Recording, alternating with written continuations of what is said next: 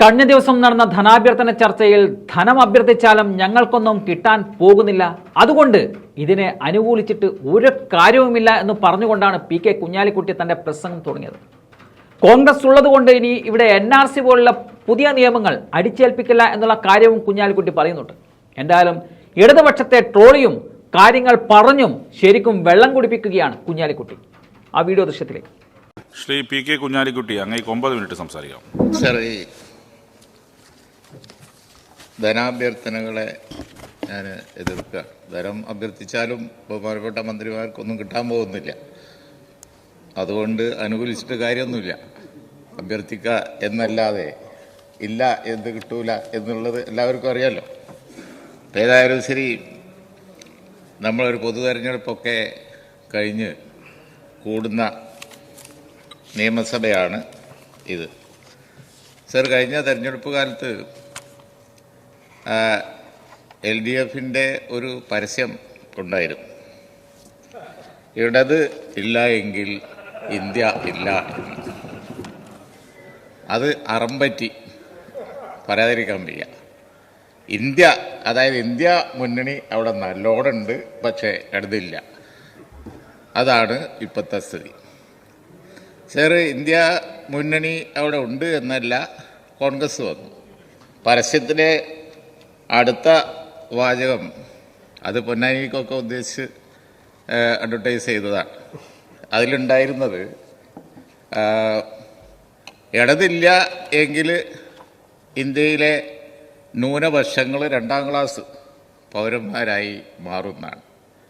ഇടതില്ല, പക്ഷേ കോൺഗ്രസ് 100 തേച്ചപ്പോൾ ആർക്കും ഇന്ത്യയിലെ ന്യൂനപക്ഷങ്ങളെയോ പിന്നോക്കക്കാരെ ആരും ഇനി 2ാം ക്ലാസ് ആക്കാൻ പറ്റൂല എന്ന് ഉറപ്പുവരുത്തിയതാണ് ഈ തെരഞ്ഞെടുപ്പിൻ്റെ ഏറ്റവും വലിയ പ്രത്യേകത. സർ, ഞാനത് പൊളിറ്റിക്കലായിട്ടോ അല്ലെങ്കിൽ ഒരു തമാശയായിട്ടോ പറയുന്നതല്ല. ഞാനെത്തവണ ഇന്ത്യ മുന്നണിയുടെ യോഗത്തിന് പോയിരുന്നു. അവിടെ ചെന്ന് നോക്കിക്കഴിഞ്ഞാൽ സത്യത്തിൽ എന്താ പറയുക, ആ മൂഡ് കണ്ടാൽ കോൺഗ്രസ് ആണ് ജയിച്ചിരിക്കുന്നത്, അല്ലാതെ BJP അല്ല, കോൺഗ്രസ് ആണ് ഇവിടെ ജയിച്ച് വന്നിരിക്കുന്നത് എന്ന് തോന്നും.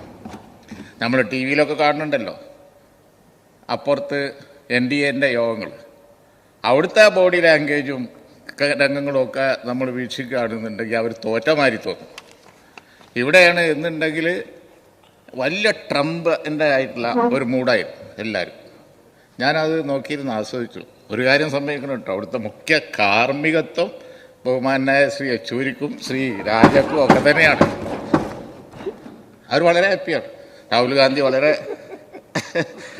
ഗാന്ധി വളരെ വിശാല മനസ്കതോടുകൂടി എല്ലാ കാര്യത്തിലും, ഈവൻ പ്രമേയം ഡ്രാഫ്റ്റ് ചെയ്യുന്ന കാര്യത്തിലൊക്കെ അവരൊക്കെയാണ് ഏൽപ്പിച്ച് കണ്ടത്.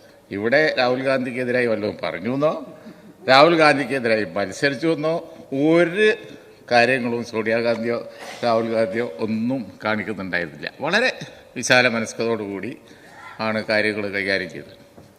സർ, ഞാൻ പറഞ്ഞ ഈ പൊളിറ്റിക്സിൻ്റെ ഏറ്റവും വളരെ വലിയ പ്രാധാന്യം നിങ്ങൾ പരസ്യത്തിൽ പറഞ്ഞ കാര്യമുണ്ടല്ലോ, വാസ്തവത്തിൽ അതിനെക്കുറിച്ച് പറഞ്ഞതല്ല. ഇന്ത്യ മുന്നണിയുടെ ഈ ജയം ഇന്ത്യയെ രക്ഷിച്ചു.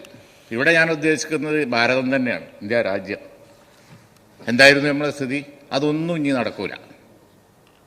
ആ പേടിയൊന്നും ഇനി ആർക്കും വേണ്ട. കോൺഗ്രസ് അധികാരത്തിൽ വന്നിട്ടില്ല, 100 തികച്ചിട്ടേ ഉള്ളൂ. പക്ഷേ ഇന്ത്യ രക്ഷപ്പെട്ടു, മഹാഭാരതം രക്ഷപ്പെട്ടു. കാരണം എന്താ വെച്ചാൽ BJP വെച്ചിരുന്ന ഭീഷണികളുണ്ടല്ലോ, ജുഡീഷ്യറി അപകടത്തിലായിരുന്നു.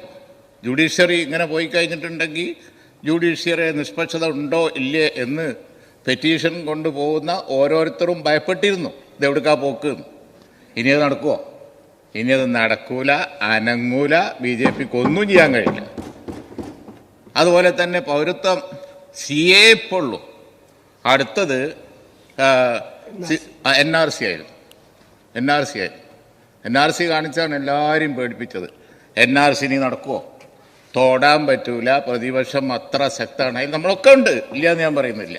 പക്ഷേ അവിടെ കോൺഗ്രസിൻ്റെ ഈ 100 സീറ്റ് വിജയം ചെറുതായി കാണണ്ട. ഇന്ത്യയിൽ ഇന്ത്യൻ നാഷണൽ കോൺഗ്രസ് ഉണ്ടെങ്കിലേ നമുക്കൊക്കെ രക്ഷയുള്ളൂ എന്നുള്ളത് മനസ്സിലാക്കി. ഇനി ആ NRC നടക്കൂല. ഏക സിവിൽ കോഡും ബാക്കിയുള്ള കാര്യങ്ങളും ഒക്കെ പറഞ്ഞിരുന്നു. വല്ലതും നടക്കുമോ? ഒന്നും ഇനി ഈ പറഞ്ഞ NDAക്കോ BJPക്കോ ചെയ്യാൻ കഴിയില്ല. അതാണ് ഞാൻ പറഞ്ഞത്. ഭരണം കിട്ടിയില്ലെങ്കിലും തരക്കേടില്ല. ഭരിക്കുന്ന കക്ഷിയേക്കാൾ ഈ തെരഞ്ഞെടുപ്പ് വിജയിച്ചത് ഇന്ത്യൻ നാഷണൽ കോൺഗ്രസും അതുപോലെ തന്നെ ഇന്ത്യ മുന്നണിയാണ്. അപ്പം അതിൻ്റെ ഒരു ദൂരവ്യാപകമായ കാര്യങ്ങളാണ് ഞാൻ പറഞ്ഞത്. സർ, കേരളത്തിലെ കാര്യങ്ങൾ പറഞ്ഞാൽ ഇവിടെ എന്തെല്ലാം പരീക്ഷണങ്ങൾ നിങ്ങൾ നടത്തി. ഇപ്പം ഞങ്ങളുടെ കാര്യം പറയാം. പൊന്നാനി പരീക്ഷണങ്ങൾ ഇനി ദുന്യാവിൽ ഈ ഭൂമിയിൽ വല്ലതും ബാക്കിയുണ്ടോ? ഓരോ തെരഞ്ഞെടുപ്പ് വന്ന ഓരോ പരീക്ഷണം. ഒരു തെരഞ്ഞെടുപ്പിൽ ഞാൻ പറയണ്ടല്ലോ ആരൊക്കെയാണ് സ്റ്റേജിൽ ഞാൻ പേര് പറയാൻ മടിക്കുകയാണ് അണിനിരന്നത് എന്നുള്ളത്. ആ പരീക്ഷണത്തെ ഞങ്ങൾ നേരിട്ടതാണ്. അല്പം വോട്ട് കൂടി ഈ പറഞ്ഞതുപോലെ ഞങ്ങൾ ജയിച്ചു. അതുപോലെ തന്നെ ഇത്തവണ ഒരു ദിവസം പോലും നിങ്ങളെ സ്റ്റേജിൽ ഒന്ന് കയറിയിട്ടില്ലാത്ത, ആ വഴിക്കൊന്നും കണ്ടിട്ടില്ലാത്ത ഞങ്ങളെ കൂട്ടത്തിൽ നിന്ന് പുറത്താക്കിയ ഒരാളെ കൊണ്ട് ഈ ചിഹ്നം കൊടുത്ത് മത്സരിപ്പിച്ചു. 1,02,500 കിട്ടും. 1,02,500,000 വോട്ട്. പല പ്രതീക്ഷകളും പല പരീക്ഷണങ്ങളാണ്.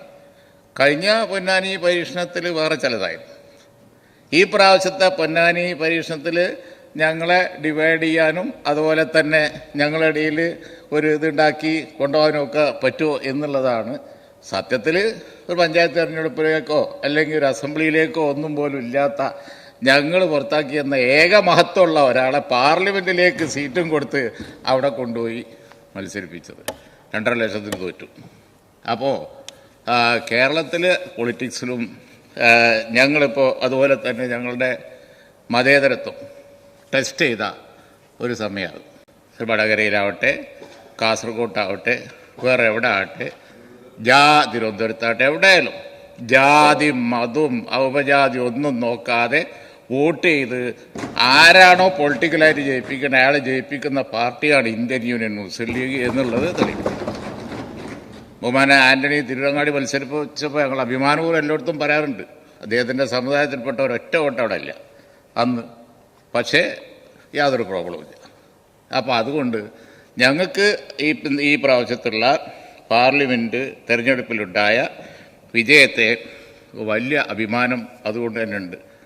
പിന്നെ ഒരു പാർലമെൻറ്റ് തെരഞ്ഞെടുപ്പിൽ ഞങ്ങൾക്കെതിരായി നടത്തിയ പൊന്നാനി തെരഞ്ഞെടുപ്പിൽ ഞങ്ങളുടെ മുദ്രാവാക്യം ലീഗില്ലാത്ത പാർലമെൻറ്റ് എന്നായിരുന്നു. ഇപ്പോൾ സത്യത്തിൽ കേരളത്തിന് CPM-നേക്കാൾ CPI ഇല്ല, CPM-നേക്കാൾ ഉള്ളത് ഞങ്ങളാണ്, ഇന്ത്യൻ യൂണിയൻ മുസ്ലിം ലീഗ്. അതൊക്കെ ഓരോ ചരിത്ര കാര്യങ്ങളായതുകൊണ്ട് ഞാൻ ഇവിടെ പരാമർശിച്ചു എന്ന് മാത്രമേ ഉള്ളൂ. ഈ നിലയിൽ പോവാണ് എന്നുണ്ടെങ്കിൽ നമ്മുടെ കേരളത്തിൻ്റെ ഒരു വലിയ രാഷ്ട്രീയ മാറ്റം വരും. ഇവിടെ ഇപ്പോൾ ഗോവിന്ദ മാഷ് പറഞ്ഞു തൃശ്ശൂരിലെ ജയത്തെക്കുറിച്ചൊക്കെ. അവിടെ ഞാൻ പറയട്ടെ, അവിടെയും ഞങ്ങൾക്ക് അഭിമാനമുണ്ട്. രമേശ് ചെന്നിത്തല ഇവിടെ പ്രസംഗിച്ചപ്പോൾ അദ്ദേഹത്തിൻ്റെ ഹരിപ്പാടിനെ കുറിച്ച് പറഞ്ഞതുപോലെ ഞങ്ങൾ മത്സരിക്കുന്ന ഗുരുവായൂരിൽ മാത്രമാണ് അവിടെ നിങ്ങളുടെ 6 സീറ്റ് 7-ൽ 6 പോയി, 2 3 മൂന്നാം സ്ഥാനത്തായി. മിനിസ്റ്ററുടെ മണ്ഡലത്തിൽ 3-ാം സ്ഥാനത്തായി ഇരിങ്ങാലക്കുട. അങ്ങനെയൊക്കെ സംഭവിച്ചൊരു ഞങ്ങൾ മത്സരിക്കുന്ന ഗുരുവായൂരിൽ അവിടെ മുരളീധരൻ തന്നെയാണ് ലീഡ് ചെയ്തത്. അദ്ദേഹം എടുത്തു പറയുക. അപ്പോൾ ശോഷണം എവിടുന്നാണ് എങ്ങനെയാണ് എന്ന് പരിശോധിക്കാൻ നിങ്ങളും ബാധ്യസ്ഥരാണ്. വർത്തമാനം പറഞ്ഞു പോയിട്ട് കാര്യമൊന്നുമില്ല. കോൺഗ്രസ് തിരിച്ചു വന്നിരിക്കുന്നു ഇന്ത്യയിൽ. പക്ഷേ നിങ്ങൾ ഇടതുപക്ഷം ഇപ്പോഴും തിരിച്ചു വന്നിട്ടില്ല. അതാണ് വസ്തുത. ബംഗാളിൽ തിരിച്ചു വന്നിട്ടില്ല, ത്രിപുരയിൽ തിരിച്ചു വന്നിട്ടില്ല. ഇവിടെയും വോട്ടുകൾ വൻതോതിൽ BJPക്ക് പോകുന്നുണ്ടോ എന്ന് പരിശോധിക്കാൻ സമയമായി എന്ന് എനിക്ക് നിങ്ങളോട് പറയാനുണ്ട്. സർ, അതുപോലെ തന്നെ ഇവിടെ ഗവൺമെൻറ്റിനെ കുറിച്ച് പറയുമ്പോൾ ഞാൻ 2 മിനിറ്റ് കൊടുക്കുള്ളൂ. ഗവൺമെൻറ്റിനെ കുറിച്ച് പറയുമ്പോൾ ഇപ്പോൾ ധനാഭ്യർത്ഥനയെ കുറിച്ച് ഞാൻ ആലങ്കാരികമായി പറഞ്ഞാണ് ധനം അഭ്യർത്ഥിച്ചിട്ട് കാര്യമില്ല എന്നുള്ളത്. സർ, ഇവിടെ എത്രയോ കാര്യങ്ങൾ കേരളത്തിൻ്റെ നല്ല മോഡലായി ലോകം മുഴുവൻ നമ്മളൊക്കെ പറഞ്ഞ് നടന്നതാണ്. ആരോഗ്യം, വിദ്യാഭ്യാസം. ഗോവിന്ദ മാഷിൽ നിന്ന് ഇപ്പോഴും അതിൽ അഭിമാനം കൊണ്ടു. നമുക്കതിൽ അഭിമാനമുണ്ട്. പക്ഷേ കേരളത്തിലേത് ഒരു നല്ല കേരള മോഡലും വേൾഡ് മോഡലും ആയിരുന്നു എന്ന് പറയേണ്ട സ്ഥിതി നമ്മൾ ഉണ്ടാക്കരുത് എന്നേ എനിക്ക് പറയാം. കേരളം നല്ല മോഡലൊക്കെ തന്നെയാണ്.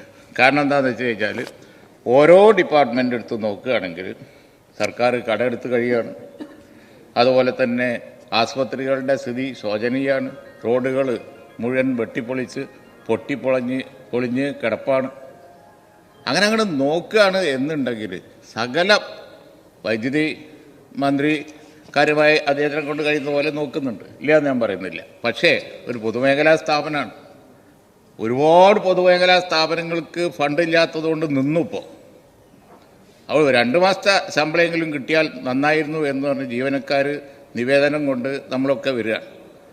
വൈദ്യുതി ബോർഡും ഒരു പൊതുമേഖലാ സ്ഥാപനമാണ്. അതോ മറ്റോ സാമ്പത്തിക പ്രതിസന്ധി കൊണ്ട് നിന്നുപോയാൽ എന്താവും കഥ? അപ്പോൾ അതുകൊണ്ട് തന്നെ സർ എല്ലാ രംഗവും എടുത്ത് നോക്കുകയാണ് എന്നുണ്ടെങ്കിൽ പണമില്ലാത്തത് കൊണ്ട് പ്രോബ്ലത്തിലാണ്. കടമെടുത്താണ് ഇപ്പം നടത്തുന്നത്. ശമ്പളം കൊടുക്കുന്നതും കടമെടുത്തിട്ടാണ്, DA കൊടുക്കുന്നതും കടമെടുത്തിട്ടാണ്. ഇതൊക്കെ മുടങ്ങിയാൽ കാര്യങ്ങൾ വളരെ ഗൗരവമാകും. ഇങ്ങനെ ഭരിച്ചിട്ട് എന്താ കാര്യം? ഇന്ന് രാവിലെ നമ്മൾ +2ൻ്റെ കാര്യം പറഞ്ഞു. കുട്ടികൾ പഠിക്കണ്ടെന്ന് വെച്ച് നിർത്തുകയാണ്. എങ്ങനെ പുതിയ ഭാവിയിൽ കേരള മോഡലുണ്ടാവും? അപ്പോൾ അതുകൊണ്ട് തന്നെ ഈ ഗവൺമെൻറ്റിൻ്റെ പെർഫോമൻസ് എന്ന് പറയുന്നത് വളരെ വളരെ മോശമാണ്.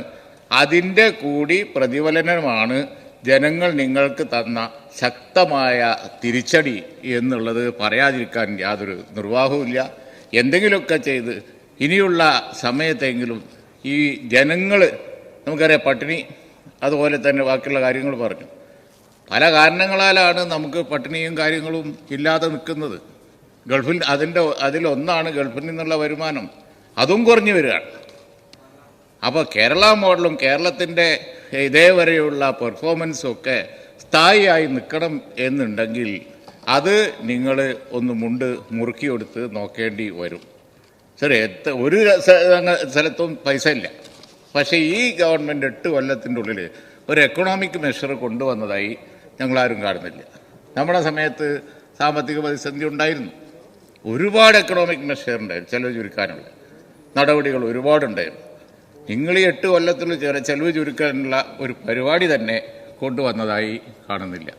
അപ്പോൾ അതുകൊണ്ട് തന്നെ ബോധേടല്ല, അതിനെപ്പറ്റി ചിന്തിക്കുന്നില്ല. അതാണ് പ്രശ്നം. പണം എങ്ങനെ ഉണ്ടാക്കാം? പണം ഉണ്ടാക്കാം, ഒരുപാട് മാർഗങ്ങളുണ്ട്. ചെലവ് ചുരുക്കാം, ഒരുപാട് മാർഗങ്ങളുണ്ട്. അതിലൊരെണ്ണം പോലും, ഒരു കാര്യം പോലും ചിന്തിക്കുന്നില്ല. എല്ലാം എങ്ങനെയൊക്കെയോ വന്നു ചേരും, നടന്നോളും എന്ന ഒരു ചിന്തയിലാണ് സർ ഈ ഗവൺമെൻറ് പോകുന്നത്. അത് ഓരോ രംഗത്തിനെയും ബാധിച്ചു തുടങ്ങി, എല്ലാത്തിനെയും ബാധിച്ചു തുടങ്ങി. നമ്മുടെ സാധാരണ നിത്യജീവിതത്തിലുള്ള സകല ആശുപത്രി, ആരോഗ്യം, സർ അവിടെ ഫണ്ടില്ലാത്തതുകൊണ്ട് എന്തൊരു ദയനീയമായ അവസ്ഥയാണ്. വിദ്യാഭ്യാസ രംഗത്ത് നിർത്തുകയാണ്. വിദ്യാഭ്യാസ രംഗത്ത് പറഞ്ഞു കുട്ടികൾ പഠിപ്പ് നിർത്തുകയാണ്. അപ്പോൾ ഇങ്ങനെ പോയി കഴിഞ്ഞാൽ കേരളം പഴയ കേരള മോഡലാവില്ല. ആയിരുന്നു, പണ്ടൊരു വിധത്തിൽ ഇവിടെ ആയിരുന്നു എന്ന് നമുക്ക് പറയേണ്ടി വരും. അതുകൊണ്ട് സർ ഈ ധനാഭ്യർത്ഥന വേളയിൽ എനിക്ക് പറയാനുള്ളത്, ശേഷിക്കുന്ന കാലമെങ്കിലും ചിന്തിച്ച് തിരുത്തിയില്ല എങ്കിൽ ഇതിലും വലിയ ശിക്ഷ വരാനിരിക്കുന്ന തെരഞ്ഞെടുപ്പിൽ ജനങ്ങൾ നിങ്ങൾക്ക് തരും. ഒരു സംശയവും വേണ്ട, ഞാൻ ഈ ധനാഭ്യർത്ഥനയെ എതിർക്കുന്നു.